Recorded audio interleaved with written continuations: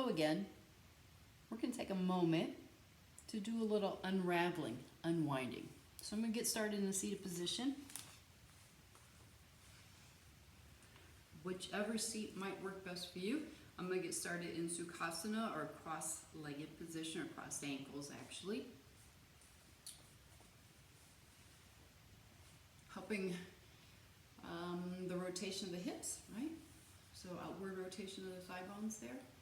If you need to, you can always put pillows or blocks or blankets, cushions underneath your knees so that your legs get a little bit of support here, so you don't feel this tension that you sometimes, this tension that accumulates in the outer hip and also in the hip flexors here, and like in the groin, when you're in this position, if it's not something that you do a lot of, right? But we want to be here very long, so make yourself comfortable.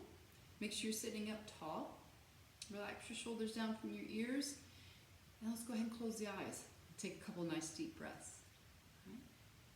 So first, notice where your breath starts. Like where does your breath enter? Where do you feel it first? And then from there, where does it travel to? Where else do you feel it?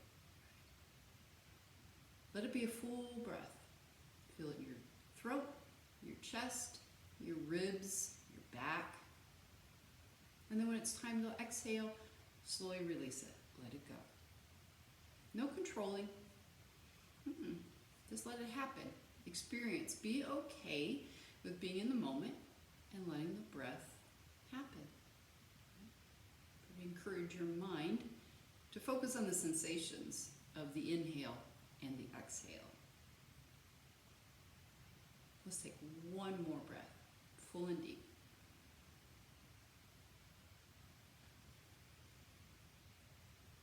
Perfect. Go ahead and let your chin drop down towards your chest. I'm going to take the hands and place them on the floor back behind, so fingertips. I'm going to turn the thumbs towards you. Right? So I'm just resting my fingertips, and this just encourages the chest to stay open. Release the chin to the chest. Let that head sway a little bit side to side.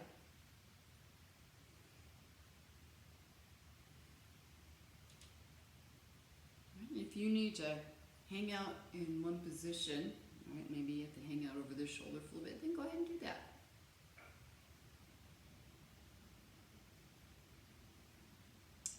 I'm going to pause for a moment. I'm just going to stop right here and really relax the shoulders down.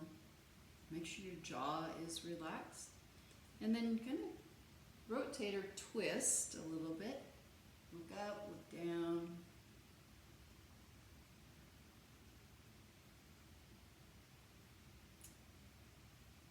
Perfect. Let that head kind of roll on over to the other shoulder. And then once again, drop the chin towards the shoulder. And take the chin up towards the ceiling. Nice and slow. You might notice a little bit of difference. One side you might be able to move the head a little bit easier than the other. That's very common. Right? Very common. Going to release that chin back towards the chest and slowly sit upright. Take those arms up overhead on that inhale. Reach up. Stretch a little bit through the wrists. I'm going to change the cross of the ankles. So if you happen to be in Sukhasana or lotus or half lotus, I'm going to change the order or the stacking so that we get equal time on each side. Refind your seat, right? Relax, awesome. And let's just do some twisting, right? Unwind a little bit here. Beautiful. Just using the pace of your breath. A little bit of gentle twisting.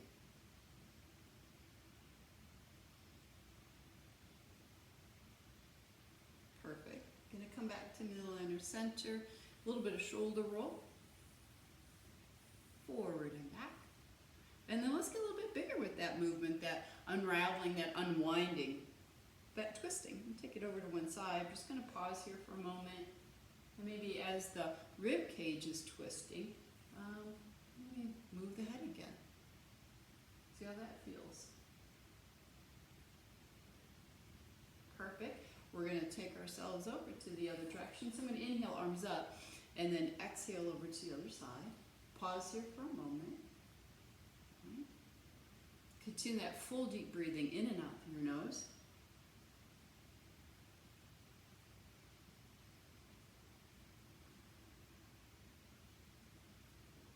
Gonna come back to center. So inhale, take arms up. Good. And then exhale, let it go. So we will do a little bit more, right? Let's do a little bit more, but we'll do it more rhythmically. So we'll do it with our breath. So inhale, arms up. And as you exhale, just let yourself kind of float in one direction. Doesn't matter what side you go to first. Inhale, arms reach up. Granted, we are creatures of habit, and we normally twist to the same side first as we're accustomed to. That's just our pattern, right? That's our habit. Right or wrong, right? There is no right, there is no wrong. Who's to say what's good and who's to say what's bad? Awesome. My last one over here. Coming back to midline or center. Awesome. And let it go. So from full spine, let's move a little bit more down into the pelvis of twisting. So I'm going to move into a seated position with the feet out in front. So I'll change my position on the mat. If you need to have a little bit more cushion underneath, you go ahead and sit on a blanket. This is hard. This one's hard to do on a block, so I wouldn't recommend sitting on a block. Put that over the side, so I'll probably use it for when we come down into our back. All right. So feet are a little bit wider than the hips, so I always take the feet to the outer edge of the mat. Watch that you don't hang back, right? So watch the pressure into the hands. So I'm going to rotate so my thumbs are towards me, right? And either be on fingertips or down on the palms, if that's okay for you. And just let those knees go side to side. Ooh. And if you're not used to being in a cross-legged seated position, you're going to feel this right away on the hip flexor. So a little bit of twisting happening here in the lower lumbar, but most of the rotation or movements happening in the hip socket. I'm going to free them up a little bit. Good. And this is going to bring us into a little bit of stillness. We're going to get into a seated twist. So I'm going to go ahead and extend that back leg all the way out.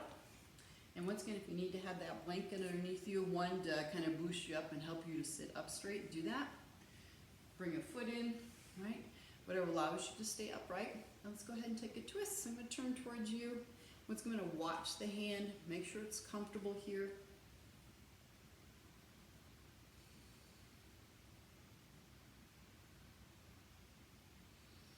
Perfect. Full breath. Fill the lungs. Fill the ribs. Feel it in your chest. And then let yourself unwind. Good job. Let's change sides. Sit up nice and straight. And use that exhalation to twist. Just a couple full deep breaths here.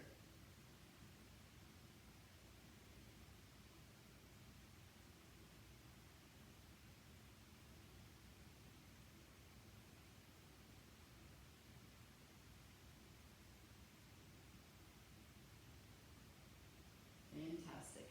Slowly letting it go. So let's do a little bit of seated cat-cow, some spinal flexion and extension, just to kind of move around a little bit.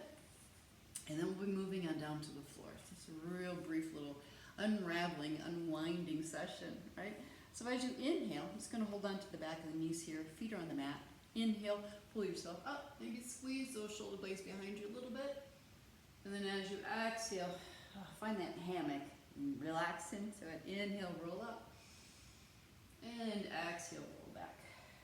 Perfect. Roll up. And exhale, roll back. Good job. So we're going to move onto our back. And let's do this. So I'm going to, let's go ahead and do that. I'm going to put that block in between the knees. And you might need a blanket or a pillow for your head when you come down into your back. It just depends, right? Depending on how tight your back body is, do you need to have a little support there for your cranium or for your skull? All right, so coming on down here, perfect.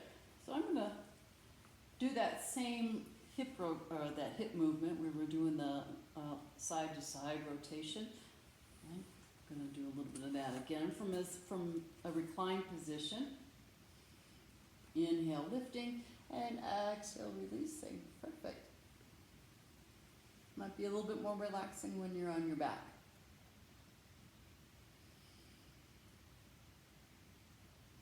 Gonna pause for a moment, bring those knees in towards the chest. Gonna hold on to one knee, extend that leg out. If you need to for your back, you can always just keep that leg bent instead of reaching all the way out with it, lengthening out with it. Perfect. Let's go ahead and change sides. Gonna bring that back leg in. Once again, you keep the knee bent. Take it all the way out. Depends on how it feels. One side might work a little bit better than the other. That's normal.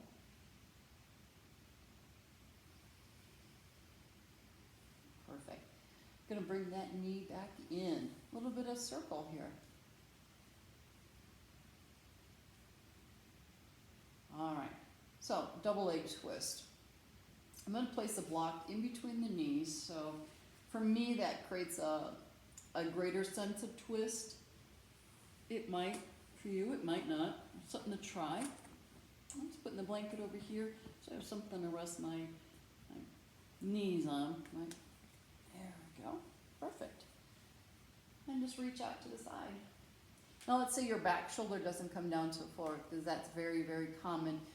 This is where I would put a pillow or cushion right behind me and maybe just let my arm rest on my ribs instead of putting that stretch, that stressful stretch into that shoulder joint.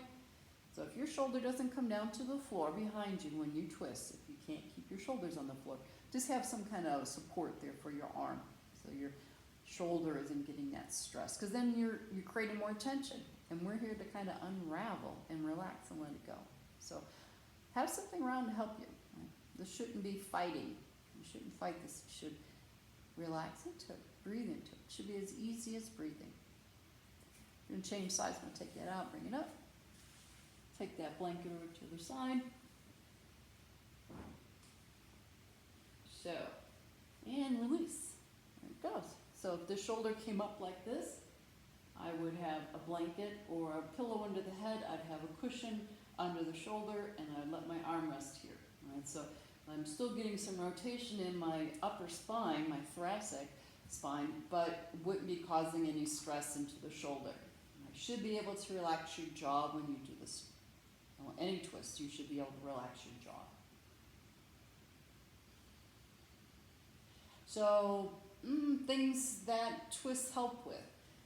Really, twists help with all functioning systems of your body, right? We're kind of, especially moving twists, right? Really helps massage. Well, we like to think it's massaging, but it just creates some rotation, some movement. It puts your body in movements that's not in your normal range of movement, let's say, like the normal plane of movement for most of us. We're kind of forward-moving people. And we don't do a lot of labor work where we're twisting and bending and folding and all that kind of stuff. So twist really helps, especially with like digestion, right? Helps with blood flow. And I'm sure there's more, but right now it's kind of like having a blonde moment. But I always focus on digestion and how important twisting is for that. Let's go ahead and cross at the ankles and hug it in. Now, do know that if you are aware that you have some serious spinal issues like ruptured discs or bulging discs, please, please, please be very, very careful. Look for some more guidance or get some more assistance with twisting.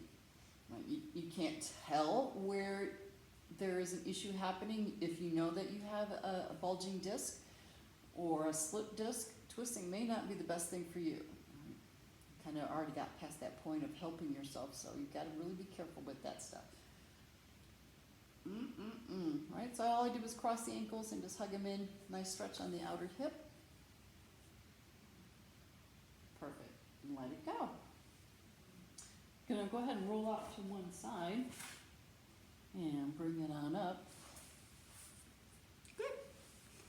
Go ahead and let those legs be out in front of you, nice and long. Reach up, big inhale. I'm going to turn towards you. Take a moment here.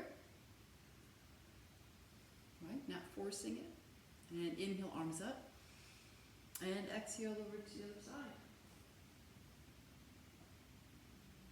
Inhale, arms up. And exhale, release.